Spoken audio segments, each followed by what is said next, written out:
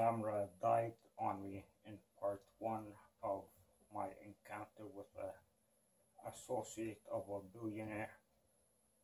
Might as well, since I lost steam towards the end of the video and I was just going on auto drive. There will probably be overlap between the videos, what I would be discussing, but hopefully combined they will give a fuller picture of the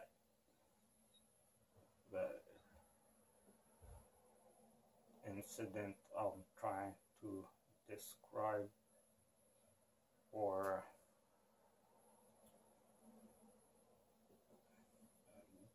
the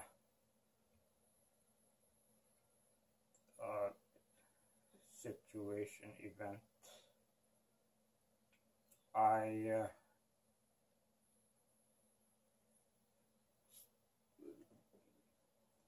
began, he was inquiring me about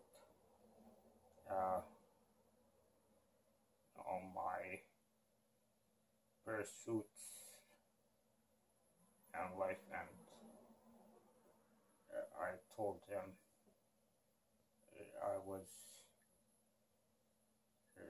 my endeavor was to develop really popular websites, and but I really put everything on the side because I had a universal force acting on me, and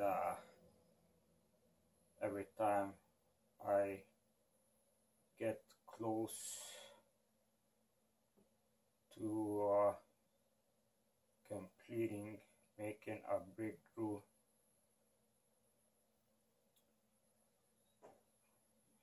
and achievement,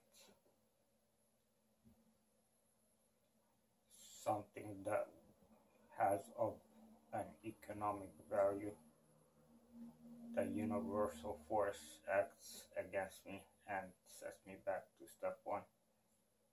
And yeah, he took it upon himself to attempt to change my mindset, and in my explaining my situation, I told him that the people I surround myself with, are completely the wrong people. They're the people who suppress me, and I have no way out of my situation.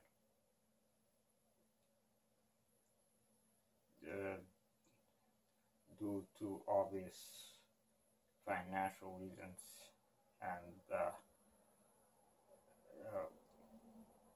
he tried to persuade me otherwise.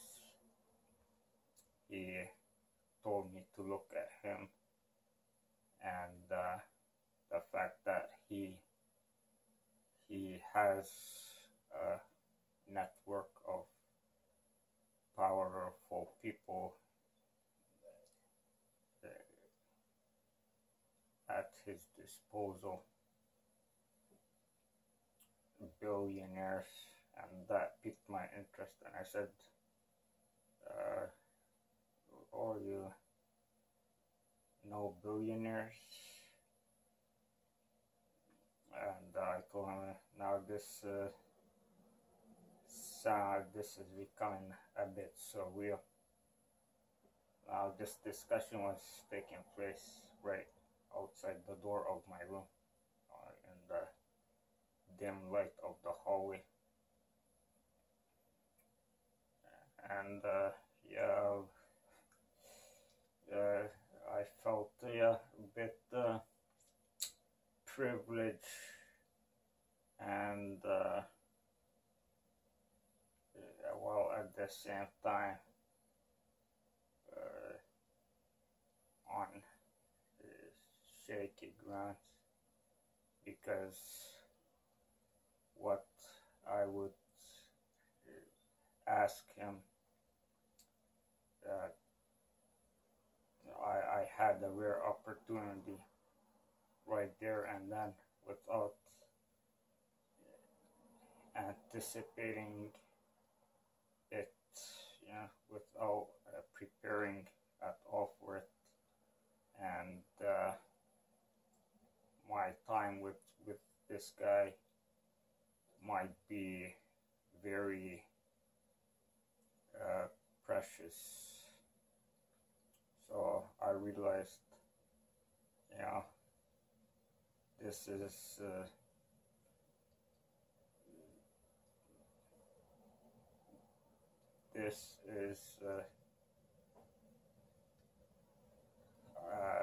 a very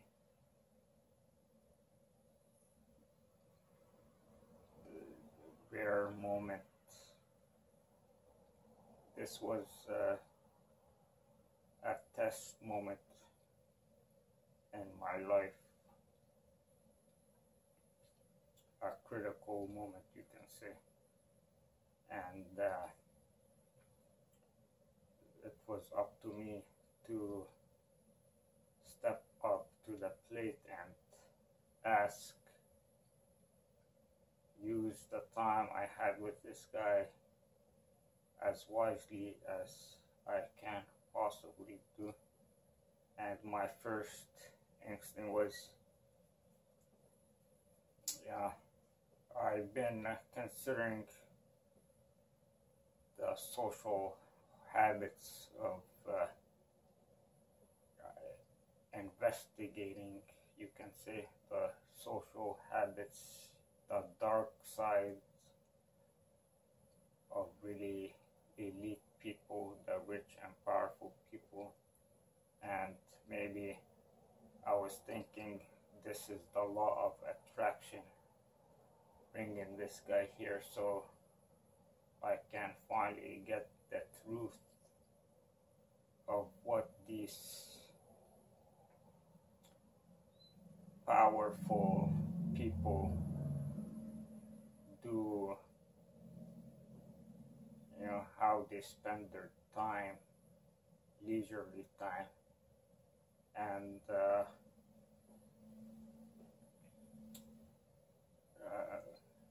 I thought he's gonna give me some answers. He's gonna, I've been searching for, the past few days, and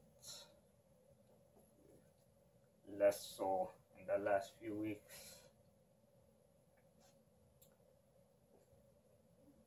And so I asked him, do you know the social habits of billionaires? And he said, of course I do. And he told me he spends time with that Ellison guy, can't remember his first name, and there's a multi-billionaire of a technology company with like $53 billion net worth, and Oprah Winfrey, he goes on cruises with them. And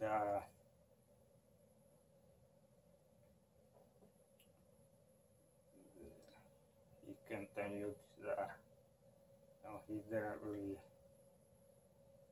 I didn't really get to pursue that line of thought further,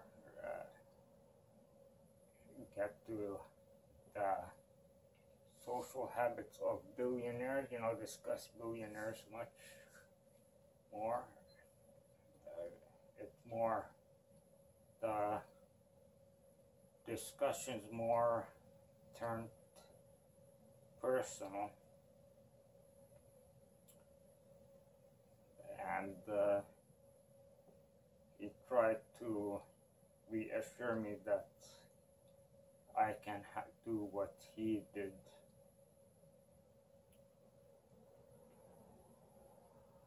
And he told me to, move out, change your life, change the dynamics of the situation. I, of course, told him it's not possible for me to do so.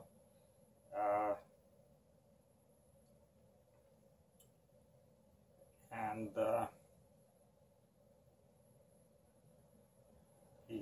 he tried to reaffirm anything is possible, to look at him, a Chinese guy, who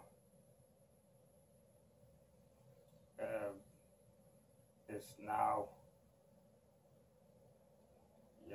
the officer of a technology company. At this point, he didn't reveal that this technology company was actually a $2 billion Chinese company.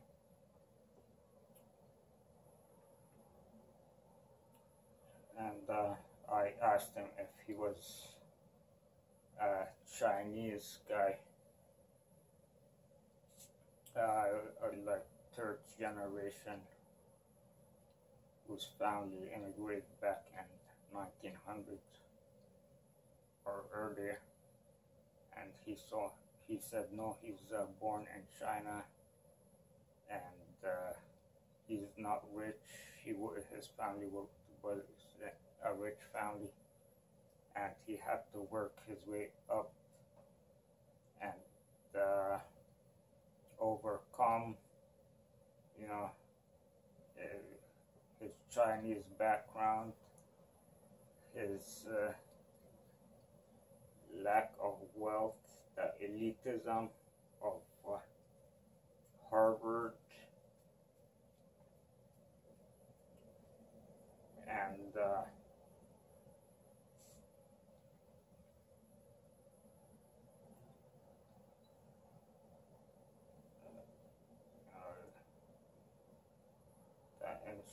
intellectual challenges that both, all that. He told me that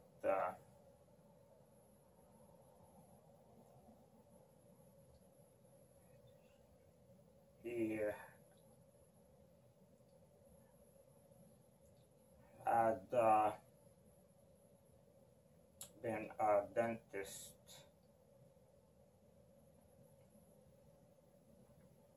and he hated it. He hated it so much for 15 years.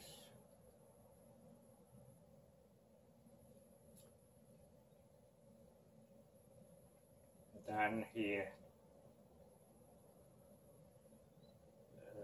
went back to university and found his belonging in Harvard. He loved the Harvard environment.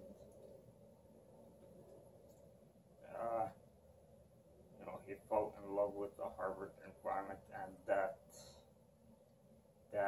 made him bloom.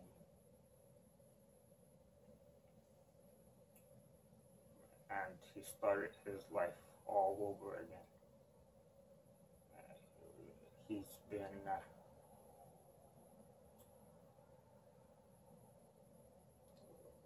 we discussed, at the beginning of our conversation, we were discussing ethnicities, if you recall in the first video, and he revealed to me that he worked with the Saudi Defense Ministry, and he worked in Qatar, and he worked with, and the Saudis gave him an $8,000 watch, and which he wears, but if he had to buy himself, he would not. Because I started asking him what's such. After he revealed to himself that he associates with billionaires. No, actually,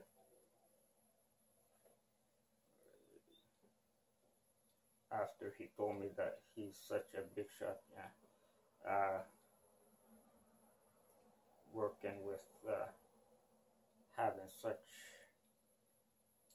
influential positions, you know, running, restructuring the Native American societies, and working for governments, Arab governments, and Chinese government. I asked him what he's doing in such a, you know, lowly place like the room I'm renting. Why isn't he in some fancy hotel? You know, he said he doesn't need all that. He just wants a bed and a room, and he would be happy. He says be a waste of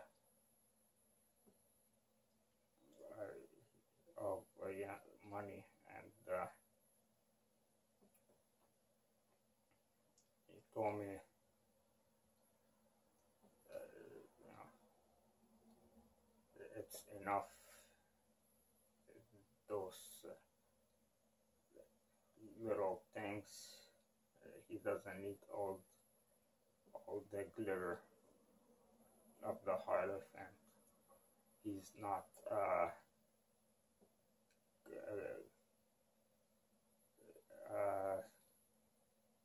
seeker of extravagance. Although if extravagance comes to him, he won't reject it. He drives a very 1999 $30,000 car. Back then it was $30,000, and he drove it all over America. He used it to drive all over America, and for the reason he doesn't drive really expensive car is because he doesn't have to worry about it being scratched and worn out and such. And he showed me his watch, and he told me Saudi prince gave him it, and it's $8,000 watch. And he told me if he bought it himself, he would have it in a display case in a cupboard somewhere behind lock and key. And he said it's the watch is all scratched and beat up, and he doesn't care because he didn't buy it, he didn't pay for it. Someone else paid for the watch.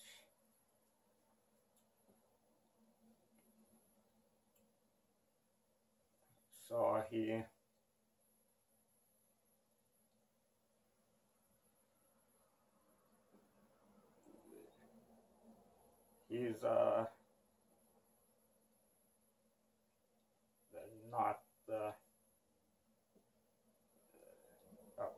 pretentious person.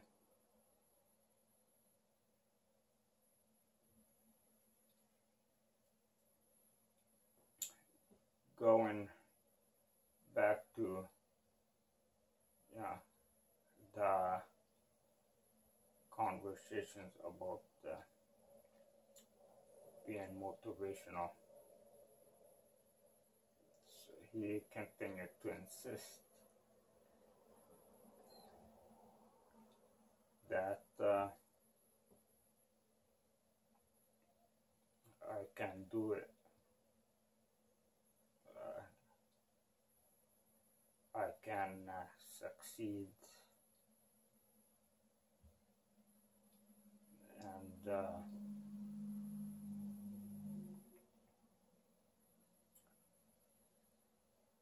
eventually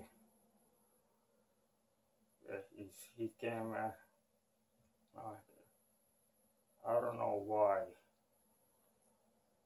but everyone gives me the same opinions. It's a consistent opinion about me.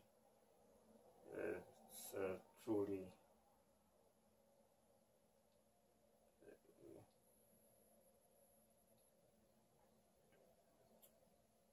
it's truly a phenomenon. They always tell me, if you fix yourself up, cut your hair,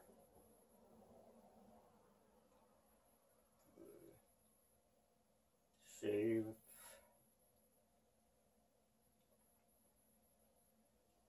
change my clothes,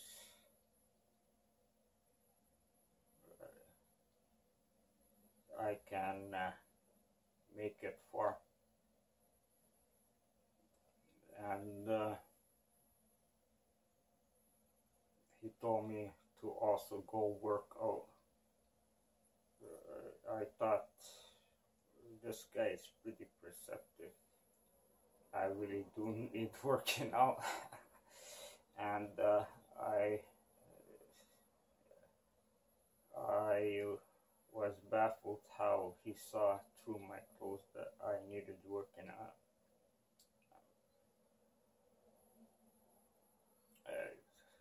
Then he invited me to go to the gym with him the next day. I told him I wasn't sure.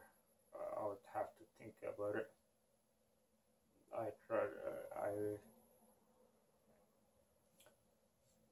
was uncertain at that moment, but considering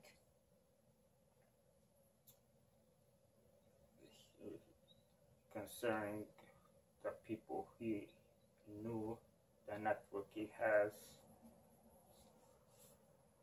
I decided, it's probably a good idea to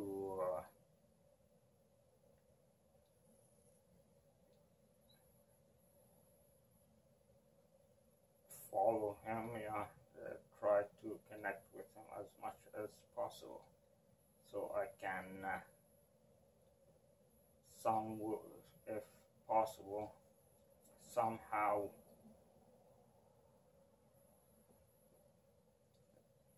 attach myself to his network, somehow latch on.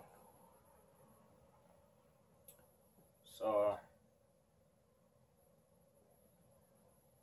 after a moment, he told me if I woke up 6:30 and found it funny, he seemed surprised when I told him, no, I wake up at 8 and I go to sleep really early, like 8 and 9. That caught him off guard, and he wondered how old I am. He revealed his age to be 52. 10:35, and I communicated my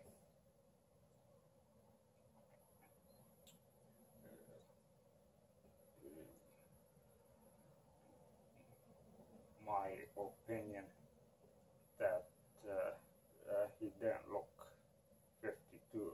Oh, he looked so much younger, and I was impressed how young he looked. He insisted that it was due to his rigorous exercising habits. I heard that before from my rich uncle in Australia who visited us in 2013 for my brother's wedding.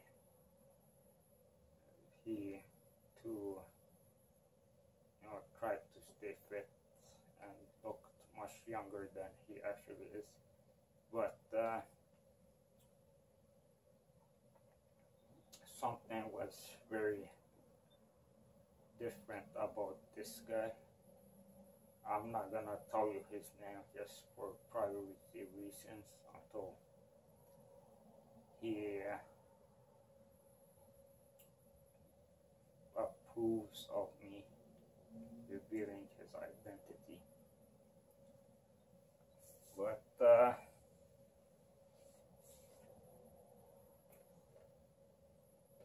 we then finally came to an agreement. I had to.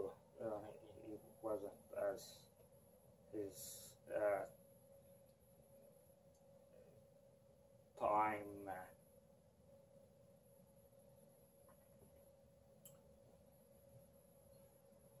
His routine wasn't as rigid as I thought. He was obviously a much easier going guy than I imagined someone like him would be. Well, I'm actually not. I figured they're easygoing like I am, since I place myself in their category my entirely. But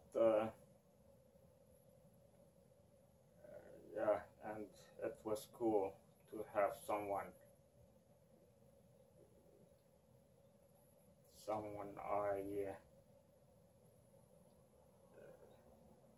feel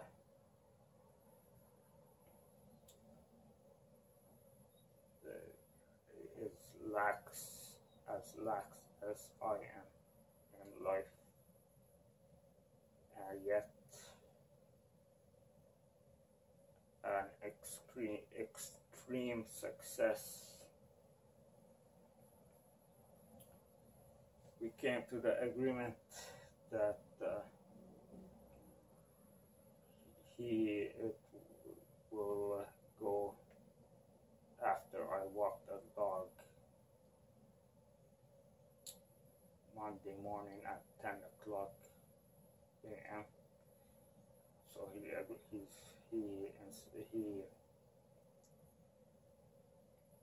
offered we should go 10:30, and yeah, it was I thought a generous offer by him to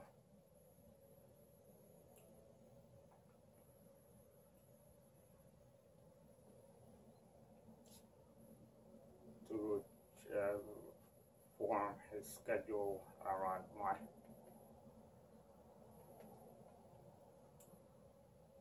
And well, now he went back into his room at this time, and that's when we came to this agreement. I went there and talked to him, and I noticed his upper body was pretty bulky. I asked him how much he can lift. He told me he can lift 350 pounds, or at least he used to be able to. But now he does 275. And for someone about just a little taller than I am, I thought that was amazing.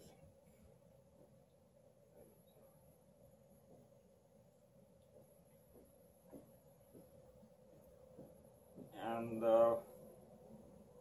we did eventually go to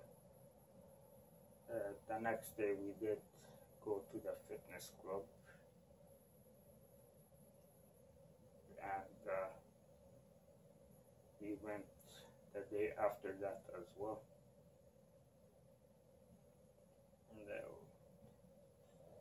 And during our journeys, we didn't get much time to converse at the fitness club, but during our drives to and back from the fitness clubs, I pretty much gave him a summary of my life and my current situation, and I told him plainly that I think he was a door that fell on my lap, and I wasn't gonna hold back from knocking on that door and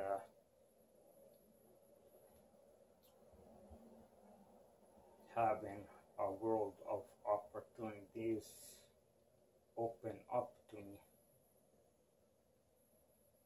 So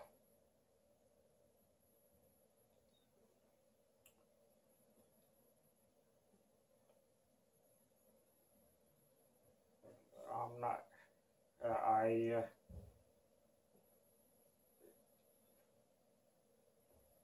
my main focus was getting that door open, because I want to be in control.